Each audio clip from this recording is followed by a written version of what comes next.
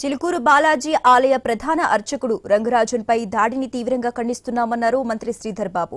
అర్చకుడిపై దాడి అమానవీయ చర్య అని నిందితులను ప్రభుత్వం కఠినంగా శిక్షిస్తుందన్నారు. నిందితుల్లో ఇప్పటికే కొందరిని పోలీసులు అరెస్టు చేశారన్నారు. రామరాజ్యం పేరిట అరాచకాలు చేస్తే సహించేది లేదన్నారు.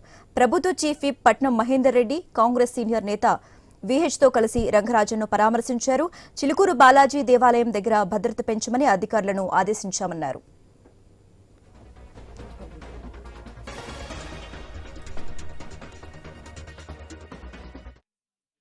బాలాజీ ఆలయానికి సంబంధించిన ప్రధాన అర్చకులు సౌందర్య రంగరాజన్ గారి పైన జరిగిన దాడిని ప్రభుత్వం తీవ్రంగా ఖండిస్తూ ఉంది.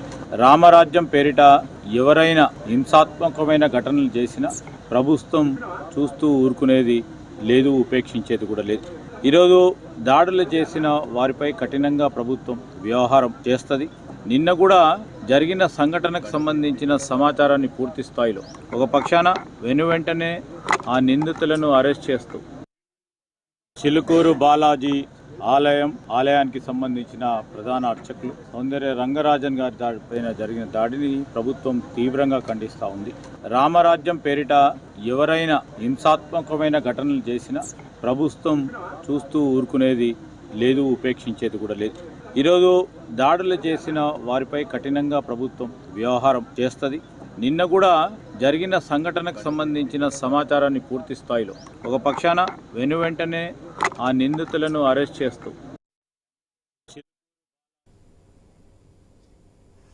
జనసేనపై చిరంజీవి సంచలన వ్యాఖ్యలు చేశారు. అలాగే సినిమాలో